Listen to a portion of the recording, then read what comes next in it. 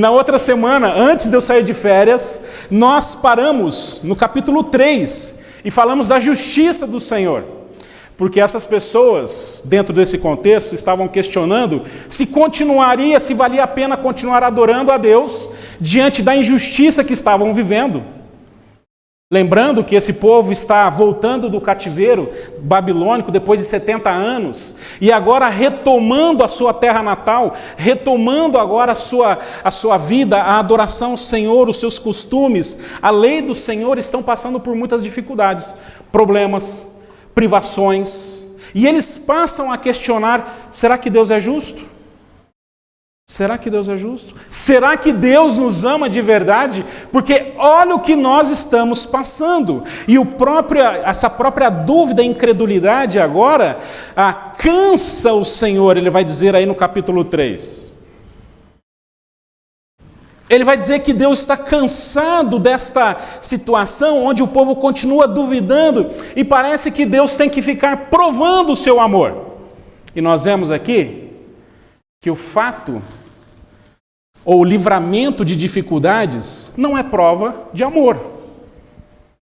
Deus já provou o seu amor através de uma eleição incondicional. E o fato de nós passarmos, ou eles passarem dificuldades, não significa que Deus não nos ama. Ou que Deus simplesmente abriu mão do amor para com o seu povo e agora continua inclusive abençoando o injusto. Eu até falei aqui que crentes não podem ter inveja do ímpio diante de situações que nós passamos. E você sabe o que você passa no seu dia a dia. Aí você olha para o ímpio e diz assim: poxa, mas parece que ele não acontece nada. E comigo acontece tudo. E aí eu questiono: será que Deus está sendo justo comigo? O capítulo 3 vem trazer isso. Vem trazer que agora, diante dessa condição, desse pensamento, Deus enviará um mensageiro que justamente trará justiça. Mas estão preparados para isso? Vocês, e esse é o questionamento ainda dos versículos 4, 5, onde ele vai dizer: virei até vocês com juízo, trarei esse que trará justiça. Estão preparados para a justiça de Deus? Estão preparados para que quando Deus vir neste mundo como justo juiz e julgar e vermos a justiça de Deus sendo feita? Vocês estão preparados? Isso já começou. Isso já começou quando Cristo Jesus vem a este mundo fazendo justiça diante de Deus pelos nossos pecados. E a cena da cruz é horrenda. Quando as pessoas viram Jesus neste mundo, crucificaram Jesus, não quiseram essa justiça, mataram Jesus. Mas a justiça ainda não terminou, porque um dia ele vai voltar. Isso nós encerramos no capítulo 3 até o versículo 5. E hoje nós vamos continuar falando, dentro desse contexto, sobre as bênçãos sem medidas de Deus, onde Deus nos abençoa infinitamente. Deus te abençoa infinitamente?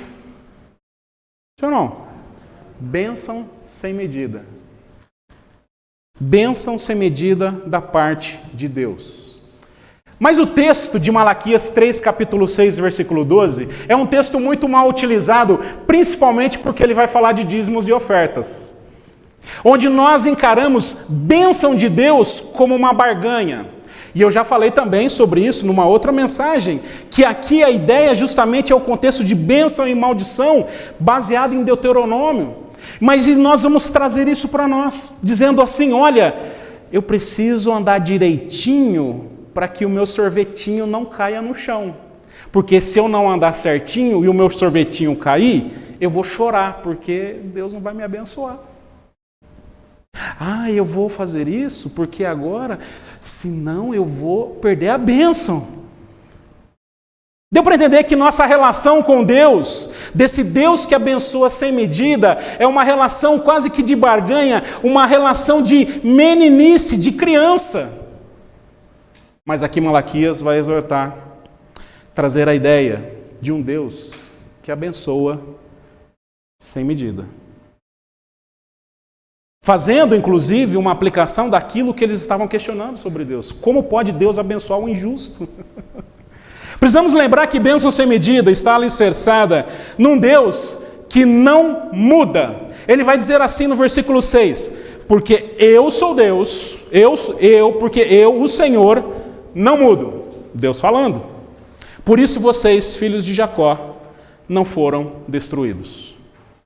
As bênçãos sem medidas agora serão apresentadas por Malaquias de um Deus que não muda aqui o seu intento, não muda aquilo que ele deseja fazer, a sua soberania sempre prevalece. Deus cumpre as suas promessas, independente da alegação deles descrita no versículo 17. Onde agora eles passam a questionar as intenções de Deus. Passam agora a questionar se Deus está sendo justo ou não. Será que Deus continua nos amando? Será que ainda Deus continua querendo o nosso bem? E Deus revela aqui o sentimento diante dessa dúvida. Eu estou cansado disso. Eu estou cansado porque vocês estão dizendo, aqueles que fazem o mal passam por bons aos olhos do Senhor, e é desses que o Senhor se agrada. Onde está a sua justiça? Deus está cansado desse tipo de pensamento. Deus está cansado desse tipo de compreensão de quem Ele é, uma compreensão errada de quem Ele é. Porque agora Deus vai apresentar-se como um Deus que não muda, que mesmo diante do cativeiro babilônico, deportação, destruição, retorno, uma nação que quase foi dizimada por Deus. E ele vai descrever isso no versículo anterior. Vocês foram quase destruídos. Mas Deus continua derramando suas bênçãos, porque Ele não muda. Ele não muda em seus planos de amor, porque Deus desde a eternidade decidiu assim amar esse povo numa eleição incondicional. E Ele não vai mudar isso. Interessante, irmãos, porque impérios se levantaram, surgiram, destruíram nações, reinos, mas o povo de Israel continua. Nações como os assírios simplesmente deixaram de existir. Nações como os babilônicos deixaram de existir. Os romanos, os gregos, que dominaram o mundo conhecido, simplesmente deixou de existir. Potências como Roma, que simplesmente estenderam o seu domínio para todos os lugares do mundo conhecido, simplesmente deixaram de existir. Mas Israel, o povo de Deus, permanece. A situação que eles passaram, tudo aquilo que eles viveram, quase justamente tinha aqui a perspectiva de destruição. Juízes, líderes, simplesmente foram destituídos, tirados da nação de Israel, mas Deus continua abençoando sem medida. Sabe por quê? Porque Deus não muda. Amanhã vai fazer... Qual a previsão do tempo amanhã? Pode olhar no celular aí. Calorzinho no inverno. É isso? Está calor no inverno. Será que Deus vai mudar porque está calor? Deus mudou? Será que Deus esqueceu de apertar o botão inverno? Será que Deus esqueceu? Mas a gente, ai que calor. Eu gosto do inverno. Será que Deus vai mudar porque o pneu vai furar amanhã? Será? Ele vai deixar de te amar? Será que Deus vai mudar porque o meu carro está na oficina e eu estou 20 dias sem carro? É verdade, tá? Poxa, Deus não me... Poxa, pastor, afinal de contas o senhor tinha que ter um privilégio, certo? É isso. Tem privilégio, brother. Deus mudou. Eu vou passar a sentir que Deus não me ama. Nós precisamos lembrar que Tiago capítulo 1, versículo 17 vai dizer assim: toda a boa dádiva e todo o dom perfeito vem lá do alto, descendo do Pai das luzes, em quem não há em que não pode existir variação ou sombra de mudança. Deus não muda. Deus não é homem para que minta, nem o filho do homem para que mude de ideia. Será que, tendo ele prometido, não fará? Ou tendo falado, não cumprirá? Essa é a verdade teológica sobre o Deus que nós cremos. Mas quando nós olhamos para a maldade do ímpio, quando nós olhamos para o escárnio do ímpio, quando, por exemplo, numa abertura de Olimpíadas, pessoas estão escarnecendo do próprio Cristo Jesus, aí você vai dizer assim, poxa, mas será que Deus mudou? Deus não mudou. Mas como pode Deus permitir esse escárnio? Como pode Deus permitir toda essa promiscuidade, toda essa maldade? Irmãos, Deus não está tratando a maldade deste mundo? Deus já não começou a tratar a maldade desse mundo? Como é que você conserta o mal deste mundo? Por meio de quem? Tem alguém comigo aí? De Cristo. É interessante porque nós vemos aquela aberração na abertura das Olimpíadas e várias pessoas foram no outro dia lá louvar e adorar a Deus. Não foram guerrear, não foram brigar, mas foram anunciar, de fato, quem é Cristo Jesus. Como é que Deus trata o mal? Por meio de Cristo Jesus. E Ele não muda isso. E Ele está dizendo para aqueles em Malaquias, Deus não está mudando. Deus está livrando do castigo. Deus mesmo não livrando dos castigos, do sofrimento, da opressão, do escárnio. Deus continua nos amando. E há uma teologia diabólica que coloca em xeque essa imutabilidade do amor de Deus.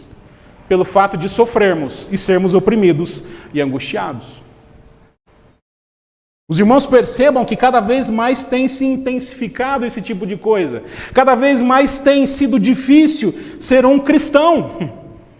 E aí você passa a questionar, será que vale a pena? Será que Deus me ama? Eu gosto do exemplo de Cristo Jesus. Que na sua última noite neste mundo, em Mateus 26, 42, passando por todo tipo de tentação, provação, angústia, sozinho, ele não questiona o amor de Deus. Ele pede para que Deus, se fosse possível, livrasse desse cálice. Mas, acima de tudo, que faça a sua vontade. E qual foi a vontade de Deus? Qual foi a vontade de Deus? Livrar da tentação? Não, a vontade de Deus é que o seu filho amado, fosse para a cruz, humilhado, morto, espancado. Essa era a vontade de Deus. É um Deus sádico? Não, justamente Ele está mostrando o seu amor para aqueles que são pecadores. Eu e você. Por isso Ele chama esses, filhos de Jacó. Lembre-se da aliança, lembre daquilo que aconteceu, lembra que Deus chamou Jacó, esse inclusive que não era merecedor do amor de Deus, o ladrãozinho de bênção. Mas Deus soberanamente decidiu amar esse homem, e por meio dele agora trouxe uma nação que deveria glorificar o Senhor. E Ele continua amando os filhos de Jacó. Ele continua amando os filhos de Cristo Jesus. E aqui, irmãos, Deus não depende das variações do nosso caráter, graças a Deus. Deus não depende da flutuação dos nossos pobres corações. Deus não depende. E eu sonho com um tempo, o pastor William sonha com um tempo, onde nós alcançamos assim uma maturidade desse Deus, experimentando desse amor dia após dia, mesmo em meio ao sofrimento, angústia. E que eu sonho com o tempo que a gente deixe essa meninice espiritual de choramingar quando o sorvetinho cai no chão e achar que Deus é injusto. Como crianças birrentas. Não vou mais na igreja. Deus não me ama mais. Já conversou com pessoas assim? Não quero mais saber de Jesus, porque Deus não me ama. Agora eu vou viver a minha religião, porque Deus não me ama. Agora eu vou viver como um desigrejado, porque Deus não gosta mais de mim. Estou chateado com Deus. E aqui eu não estou minimizando o seu problema. Eu sei que o seu problema, o problema é muito grave, mas isso aqui não é motivo de nós questionarmos esse Deus que não muda. Ele continua amando, independente daquilo que eu passo. E aqui, irmãos, eu oro para que todos nós, deixando essa meninice espiritual de choramingar, de nos rebelar, de continuar, de andar no caminho de incredulidade, quando as coisas vão de mal a pior. E aqui eu tenho, não que eu tenha alcançado não, tá bom? Tenho muito, muito ainda. Mas eu já tenho aprendido muito do meu Deus. E olha que eu já passei por maus bocados. Talvez os irmãos tenham passado até piores coisas que eu passei. Mas eu já passei por muita coisa, já vi muita coisa, já lidei com muita coisa, principalmente nesse contexto de igreja, da minha vida pessoal, das coisas que aconteceram na minha vida, mas algo eu tenho aprendido, conhecido esse Deus que não muda. Deu para entender? Tenho continuado nesse entendimento de que apesar de todas as coisas, Ele continua me amando. Ele continua agora amando por meio de Cristo Jesus. E eu lembro de Jó. Eu ainda vou fazer uma série de mensagens sobre Jó aqui na igreja. Quando Jó, no último capítulo do seu livro, nos versículos de 1 a 6, depois de tudo que ele passou, perdeu seus bens. Você reclama da sua vida? Vai ver a de Jó. Não é isso que a gente fala? Perdeu seus bens, perdeu seus filhos. Para ajudar, tinha aqueles amigos da onça, terríveis, que não ajudavam nada, que só pisavam na cabeça de Jó. No final do livro, Jó descreve essa relação com Deus depois de tudo aquilo que ele passou. Então Jó respondeu ao Senhor e disse: bem sei que tudo podes, e nenhum dos teus planos pode ser frustrados. Mesmo aquilo que eu passei, porque era plano de Deus. Já pensou imaginar, esse homem imaginar que fazia parte do plano de Deus, seus filhos serem mortos? Era plano de Deus. Tu perguntastes, e aí Jó começa a entender aqui, quem é este que sem conhecimento encobre os meus planos? Jó justamente oscila muitas vezes e Jó vai ter dúvidas. Será que Deus continua me amando? E Deus questiona isso. Na verdade, e ele reconhece o seu pecado. Na realidade, falei do que não entendia. Coisas que são maravilhosas demais para mim, coisas que não conhecia. E Deus diz: escute, porque eu vou te falar. Farei perguntas e você me responderá, Jó. E aí Jó chega à conclusão: eu te conhecia só de ouvir, mas agora os meus olhos te veem. Por isso, me abomino e me arrependo no pó das cinzas. E aqui, irmãos, me entristece muitas vezes nossas vidas que não conhece o Deus que professa crer. Me entristece muitas vezes nós que professamos, brigamos por um Deus, mas nós não conhecemos esse Deus. Me entristece isso, de entender, de reconhecer que nós lidamos ainda com essa dificuldade de não entender ainda quem é esse Deus. Esse Deus que eu venho aqui na frente, Deus é bom. Eu louvo a Deus, olha, eu canto, eu dou testemunho de quem é Deus, mas ainda falta o conhecimento, porque nessas horas terríveis, tenebrosas, diabólicas que passamos, é o conhecimento de quem é Deus, o Deus que não muda, que nos sustenta. Não é a nossa resiliência, não é a nossa obstinação, não é só a nossa força de vontade, mas o nosso conhecimento de quem é esse Deus. Você conhece o Deus que você crê? Você conhece o Deus que você crê? Como pode dizer, como podemos duvidar do Deus que nós cremos? Como pode, e muitas vezes essa dúvida, essa angústia, vem pela ausência de conhecimento de quem é Deus. E esse conhecimento, irmãos, não acontece, como eu dizia, por osmose. Vou botar a Bíblia debaixo do travesseiro e amanhã eu sei tudo sobre Deus. É isso? Não. É por isso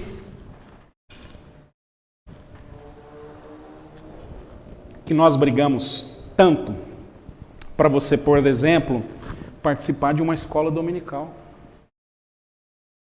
Deu para entender? É por isso que nós falamos tanto para você vir cultuar a Deus, aprender do Senhor. É por isso que nós falamos tanto para você ler a palavra de Deus. É por isso que tem um pastor chato que manda de vez em quando para você, de manhã lá, um WhatsApp mais do que o que você já recebe. Quantas vezes você leu a Bíblia? Não precisa responder, tá bom? Responde para você aí. Quantas vezes você leu a Bíblia essa semana? Quantas vezes você pensou em Deus? Porque você conhece a Deus justamente olhando para a palavra de Deus, estudando a palavra de Deus, buscando a palavra de Deus, e isso nos dá forças para entender que nós cremos e conhecer um Deus que não muda. Esse é um Deus que nós professamos. Esse é o Deus. E entender que nós não somos heróis, poderosos, mas nós temos conhecido o Deus que temos crido. Ah, eu conheço Deus. O Deus que não muda. Estamos começando uma semana. Quais são as perspectivas dessa semana? Será que Deus vai mudar alguma coisa? Amanhã Deus vai deixar de te amar? Porque talvez você vai receber uma notícia ruim, ou o pneu do carro vai furar, ou a bateria não vai funcionar. Você, poxa, já acordou segunda-feira? Já assim? Atrasado, correndo, liga o carro, não acende. Aí você fala assim, cadê Deus? Ai meu Deus, ai meu Deus. Ai. Filho lá, aquela bagunça, aquela coisa. Ai meu Deus, isso vai chegar. Deus mudou. Mas você precisa conhecer o Deus que você tem crido. Você precisa conhecer esse Deus. Porque bênçãos sem medida também são vivenciadas pelo reavivar da palavra de Deus. E ele, Malaquias, no versículo 7, vai dizer assim, desde os dias dos seus pais, vocês se afastaram dos meus estatutos e não os guardaram. Voltem para mim e eu voltarei para vocês, diz o Senhor dos Exércitos. Mas vocês perguntam, como havemos de voltar? É interessante porque ele vai lembrar que desde os dias dos pais. O que mais impressiona é que talvez aqui os pais andaram nos caminhos do Senhor, seguiram os estatutos, e se nós olharmos para a cronologia disso, são pais que vieram do cativeiro babilônico e agora os seus filhos não estão agora seguindo as ordenanças e os estatutos do Senhor. E agora eles estão se afastando disso. E deixando de aproveitar as bênçãos sem medidas, vivenciadas pelo reavivar da palavra. E aqui Malaquias lembra desse Jacó, lembra dos filhos de Jacó, nessa aliança agora que Deus fez lá no passado, com toda essa casa, com toda essa descendência, e que esse Deus não muda e continua atuando. Vocês se esqueceram disso? Vocês se esqueceram dos estatutos? Vocês esqueceram da palavra de Deus? Por isso, irmãos, guardar a palavra no coração é essencial para não pecar contra o Senhor. Guardar a palavra. Agora, você conhece a palavra de Deus? Você conhece a palavra de Deus? Eu fiquei impressionado, porque na EBF, o Pedro veio assim, teve uma brincadeira aqui, falar versículo decor, e o Pedro levantou a mão e disse, Jesus chorou. Jesus chorou, com toda a convicção. Quem sabe o versículo decor? Jesus chorou. Crianças, que estão aprendendo da palavra de Deus, que estão agora desfrutando dessa bênção sem medidas, porque agora vem as suas vidas, os seus filhos, vivenciando por esse reavivar da palavra. Por isso, irmãos, não existe amor a Deus, louvor, adoração ao Senhor, sem a palavra de Deus. Igrejas que, por exemplo, abandonaram esse ensino, igrejas que não têm nem mais escola dominical, estudo bíblico, sabedoria bíblica. Você hoje dá um conselho bíblico para alguém, é como se fosse um ET falando. É verdade. Irmãos, pastor, o senhor pode me aconselhar? Posso. O conselho que eu vou te dar é a partir das Escrituras. Ah, mas esse eu não quero. O que eu quero é aquele lá. Porque aquele lá, ele afaga o meu coração. Ele vai dizer, você é bonitinho, você é fofinho. Oh, você precisa ser feliz. Você é uma gracinha de Jesus. Não. O pastor vai dizer, cara, às vezes você está em pecado, está errado, precisa se arrepender, precisa mudar, precisa vir para a igreja, precisa aprender. Ah, não, pastor, te dá muito trabalho. Ajuda nós te ajudar. Por favor. Cara, como é que você aprende isso? Como é que você está firme com Deus? Como é que você lida com os problemas da sua mente, do seu coração, dos seus conflitos, se você não segue a palavra de Deus? Porque é isso que vai te fortalecer. Amém? Sim ou não? Se você não orar todo dia, não ler a Bíblia todo dia, não seguir os conselhos bíblicos, quando diz assim, ame o seu próximo, e você não tem vontade de amar. Mas lá fora vai dizer, ame você mesmo. Ame você mesmo. Qual que você quer seguir?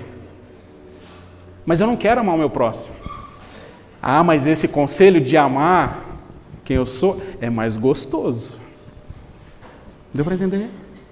E simplesmente agora, não, mas veja bem, nós simplesmente fazemos isso aqui, damos essa alternativa, porque essa é uma história muito retrógrada da Bíblia. Olha, é muito difícil, dá muito trabalho. Eu dou até um remédio para você. E temos hoje crentes dopados, drogados, anestesiados com a dor da alma por não buscar a palavra de Deus.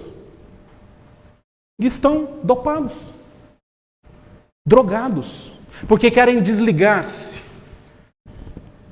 dos problemas. E aí começa a voltar de novo. É como um drogado lá fora, é como um viciado em crack, que simplesmente quer sair de uma dose para outra, porque ele não quer lembrar da sua vida desgraçada. Deu para entender? Mas isso está acontecendo no nosso meio. De pessoas que se afastam de Deus, de pessoas que se afastam dos preceitos do Senhor. E não é à toa, irmãos, quando nós temos um país que se diz... eu acho que até ultrapassou, não sei se ultrapassou, não vi o último censo, mas que se diz aí quase que a metade evangélico, mas que não está na igreja, que não produz fruto, que está doente. Não é à toa que nós vamos numa penitenciária, numa prisão, e vamos ali ver tantos e tantos que passaram por igrejas. Você já viu o nome dos prisioneiros? João, Pedro, Tiago. Brincadeira, João Pedro. Lucas, Moisés. Da onde tiraram esses nomes? A galera era da igreja. A turma era da igreja. Mas abandonaram os preceitos do Senhor. E simplesmente agora, numa dureza de coração, não querem voltar ao Senhor. E preferem morrer afogado para provar o seu ponto de vista. Deus está errado e eu estou certo. Você vai querer brincar com isso? Você vai querer provar que Deus está errado? Você tem certeza? Deus erra, Deus muda. Por que nós insistimos nisso? Porque nós queremos continuar nos desviando, permanecendo longe da adoração ao Senhor, longe de Deus, ao invés de nos humilharmos diante da palavra de Deus. Irmãos, minha vida durante a semana, na quinta-feira, é o pior dia. Você já sabe que o pior dia é a minha quinta-feira. E o domingo também. Não porque eu estou... Entenda aqui o que eu vou dizer. Porque na quinta-feira, eu começo a preparar a mensagem. Eu já sei o que eu vou pregar na próxima semana, mas na quinta-feira eu sento e começo a pensar na mensagem. Eu olho para a Bíblia, releio, leio os comentários, releio. E aí eu começo a pregar para mim, e eu começo a ficar nervoso, eu começo a ficar chateado, Tanto que às vezes você manda o WhatsApp para mim na quinta-feira, eu demoro para responder, porque eu preciso tomar uma água, tomar um calmante. Não, brincadeira. Porque aquilo eu estou pregando para mim, e aquilo é muito difícil. Essa mensagem estava pronta, voltei de férias na quinta-feira, aí fiz sexta, sábado. Eu estou sofrendo desde quinta-feira, porque isso está sendo pregado para mim. No meu coração, onde eu preciso me humilhar semanalmente diante da palavra de Deus. E nós lidamos com pessoas que muitas vezes estão desviadas desses preceitos, pessoas que decidiram se afastar disso, e nos sentimos até mal com relação a isso. Será que nós fizemos alguma coisa? Será que deixamos de fazer alguma coisa? Será que eu falei alguma coisa? Provavelmente sim, porque uma das coisas que nós devemos sempre é o amor, e o amor nós vamos continuar devendo sempre. Ou talvez não. Mas aqui há um chamado: volte ao Senhor. Volte para o Senhor. Perdemos a visão de tantos que estão afastados dos caminhos do Senhor, dos preceitos do Senhor. Perdemos a visão disso. Perdemos a visão de tantos que estão arrolados como membros de igrejas e que estão afastados dos preceitos do Senhor. Perdemos a visão de tantos que estão no mundo e que passaram por igrejas e que estão agora piores do que estava antes. Perdemos a visão disso, perdemos o temor. Mas aqui há um chamamento de Deus: volte para o Senhor, volte para Deus. Reavive a palavra no seu coração. Deu para entender? Irmãos, orem por isso. Porque é uma luta no nosso coração em saber o que eu preciso fazer mediante a palavra de Deus e de fato fazer. Sim? Você sabe que você precisa amar o seu irmão? Amém ou não? Você sabe disso? Ame o seu próximo como a você mesmo. Mas amar o próximo, falar uma coisa, vivenciar e reavivar isso no meu coração é outra. Basta alguém me fechar no trânsito. Não é verdade? E você vai lembrar disso amanhã, segunda-feira. Deixa eu reavivar a palavra no meu coração. É difícil, hein, pastor? É difícil. Perdoai uns aos outros. Perdão é fácil? Mas a palavra de Deus é para perdoar. Você conhece isso, você sabe os versículos.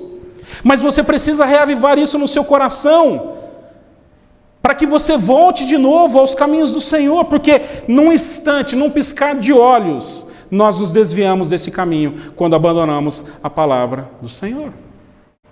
Cuidado.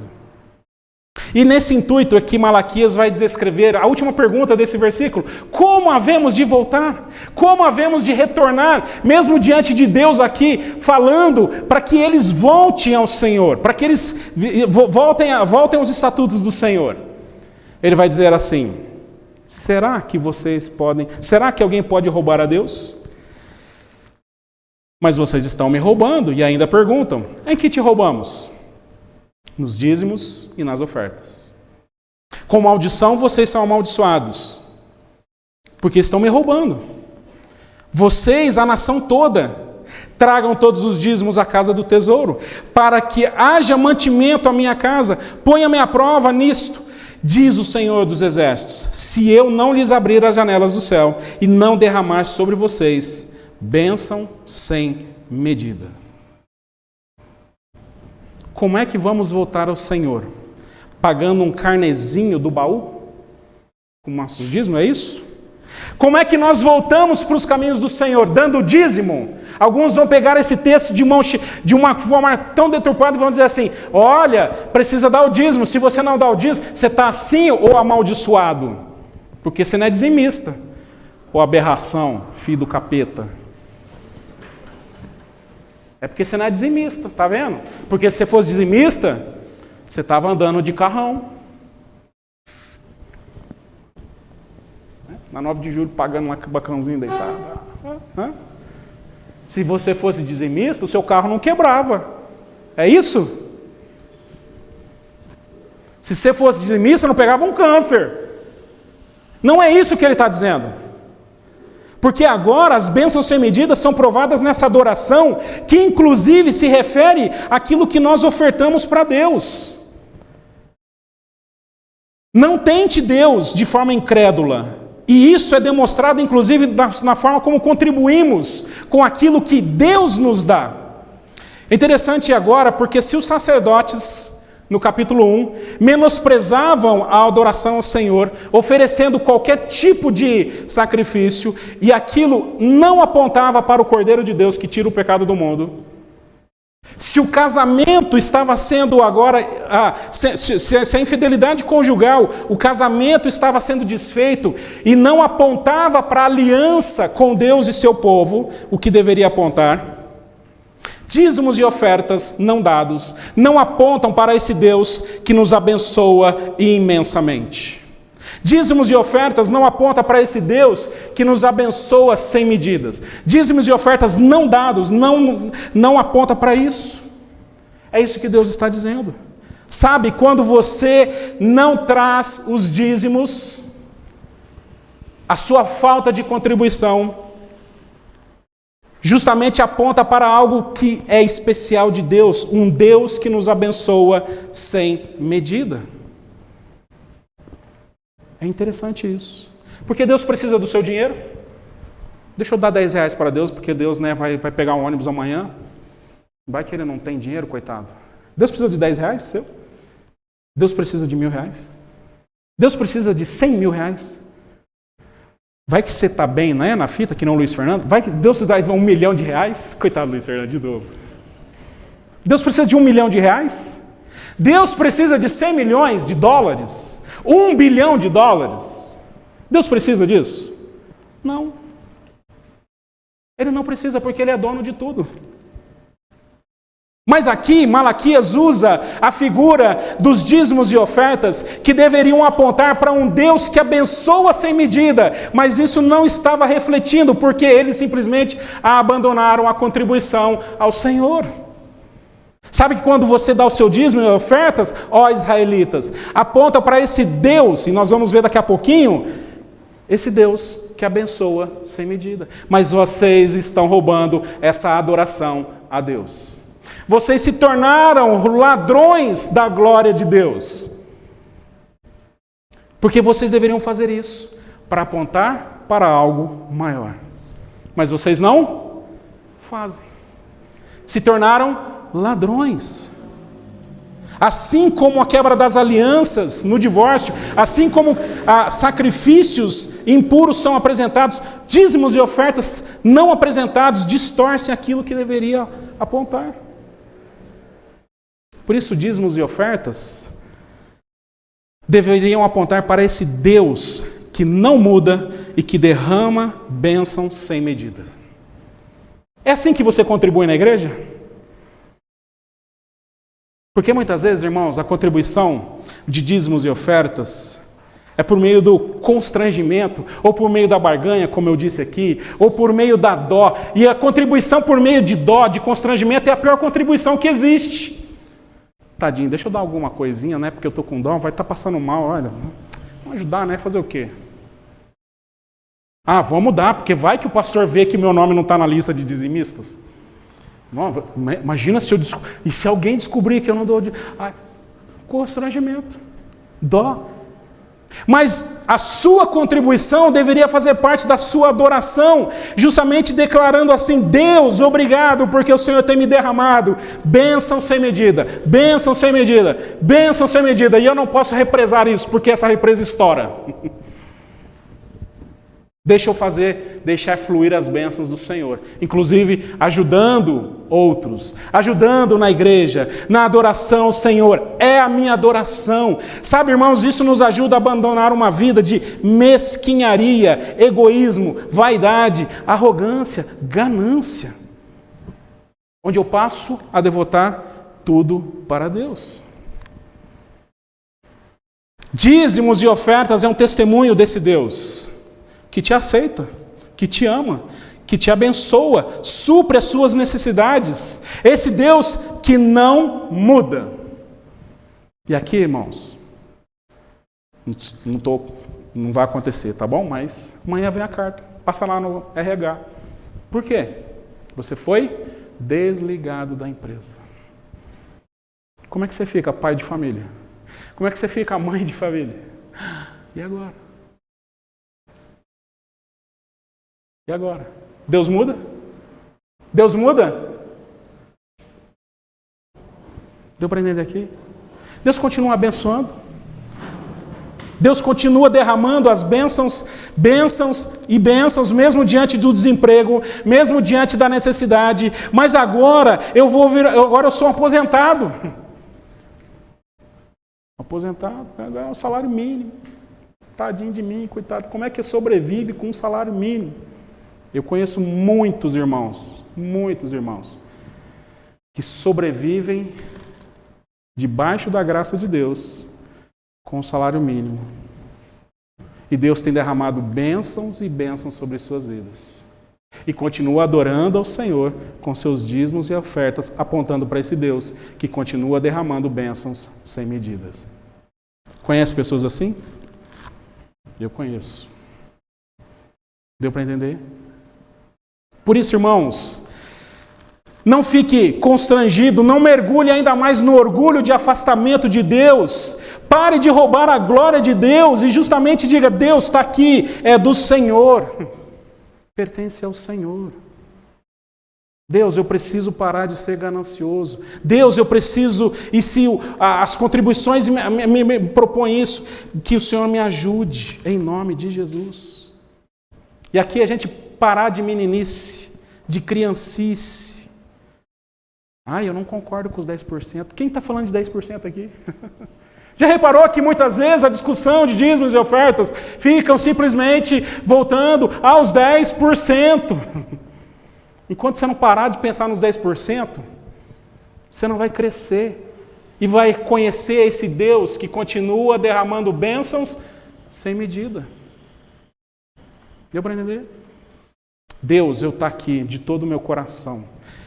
Que o Senhor me ajude a continuar adorando o Senhor como reconhecimento do Deus que abençoa sem medidas. Porque é isso que ele vai descrever nos versículos 11 a 12 como um bom testemunho desse Deus. E é interessante porque aqui Malaquias vai descrever que agora as outras nações, pessoas agora vão testemunhar esse Deus que abençoa sem limites por causa disso, por causa de vocês. Ele vai dizer: repreenderei o devorador, para que não consuma os produtos da terra e não deixe que as suas videiras nos campos fiquem sem frutos, diz o Senhor dos Exércitos. Todas as nações dirão que vocês são felizes, porque vocês serão uma terra de delícias, diz o Senhor dos Exércitos. Ele diz: todas as nações olharão para vocês e reconhecerão um Deus que abençoa sem limites. Lembre-se que eu vou repreender o devorador, e aqui é um grande problema. Quem é o tal do devorador? Malaquias usa a figura de uma praga agrícola que destrói os frutos do trabalho. Você já teve a experiência de fazer um trabalho e perder tudo? Por exemplo, o pessoal você digitou um relatório lá, fez lá um projeto, tal. Aí, cadê o relatório? Cadê? Sumiu. Eu não salvei. E agora? Como é que você fica? Você já teve a experiência de plantar uma florzinha, a turma da suculenta? Beleza, olha lá. Deixa eu ganhar a suculenta, vou plantar ela, tá bonitinha, vou estar cuidando lá. Aí a suculenta cresceu, mas veio uma praga miserável lá no meu condomínio e acabou com a minha suculenta. Eu fiquei parecendo Jonas. Quando veio aquele bicho e mordeu lá a árvore que ele estava lá debaixo. Irado. Falei, não é possível. É muito difícil isso, mas quando nós olhamos para essa situação de reconhecer que Deus abençoa sem medida, nós vamos testemunhar isso. Esse Deus, inclusive, provando aqui, esse Deus repreendendo essas coisas, cuidando de nós. Não é assim? Quantas vezes você já ouviram lá na empresa, olha, vai cortar metade da empresa. E você fica, poxa, sexta-feira é o dia. Foi 200 e eu não fui. Mais um ano se passa. Vai mandar embora. Vai fechar a empresa. Aí você fala, agora eu vou ser o próximo. Aí, não vai. Não é assim? Não, porque agora eu vou. Porque agora eu vou ser mandado embora. Mas você continua lá. E agora eu não consegui fechar a venda. E agora eu não consegui bater meta. E agora eu não consegui... agora... E você continua lá.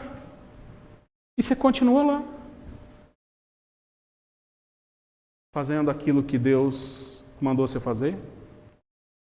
Testemunhando de um Deus que abençoa sem limites. E continua lá. Deu para entender? Não é assim com a nossa vida? Mas e agora? Será que eu vou dar conta de pagar? Eu vou comprar um apartamento. Eu lembro quando a gente comprou o nosso apartamento. Será que a gente vai dar conta de pagar? Será? E aí eu vi. Mas está lá. E agora?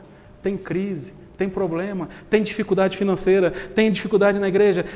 E Deus continua lá, dando. Queridos irmãos, a nossa igreja, quando eu olho para a nossa realidade, uma igreja pequena, pequena, mas com uma demanda tão difícil que nós temos de programação, de atividades, de coisas que nós precisamos, e Deus continua derramando bênçãos sem medida. Vamos alugar um prédio, será que vão dar conta de pagar?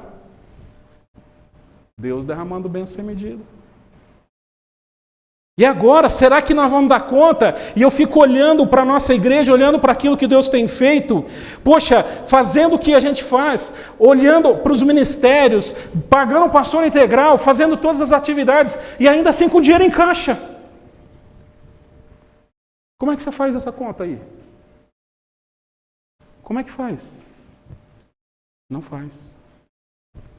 Porque é Deus. Não está sobrando não, tá? Porque nós estamos testemunhando esse Deus que abençoa sem limites. Que nós estamos agora experimentando uma igreja que depende de Deus e não fica dependendo. E às vezes eu fico muito chocado de ver, não, porque agora, se esse irmão sair da igreja, acaba a igreja, porque olha, ele é que sustenta a igreja. Não, quem sustenta a igreja é Jesus Cristo. Amém? Porque ele não muda. E se ele quiser fechar a igreja, ele vai fechar a igreja. Porque Deus não muda. É assim que ele faz. Por isso, queridos irmãos, aquilo que você oferta a Deus aponta para um Deus que abençoa sem medidas. Essa é a nossa missão. Esse é o nosso desafio de adorar a Deus. Por isso, você que está aqui esta noite, em nome de Jesus, engrandeça a Deus, louve ao Senhor pela vida que Ele tem te dado, por mais dura que esteja. Está dura a sua vida? Pode falar agora. Tá, pastor, pode. Está dura a minha vida, pastor. Está dura a sua vida? Tá, eu sei que está. Eu sei que está. Não adianta você falar que eu sei que é duro. Eu sei que os irmãos passam. E eu choro com os irmãos. Eu sofro com os irmãos, por isso eu estou aqui, chamando você para orar, confiar nesse Deus, entregando a palavra de Deus, porque eu sei que é brutal aquilo que você enfrenta. Já amanhã, é demoníaco, diabólico. Eu sei disso. E eu oro por você. Nossa igreja se preocupa com você. Deus agora, e quer apresentar esse Deus que não muda. E que continua nos abençoando com bênçãos sem medida.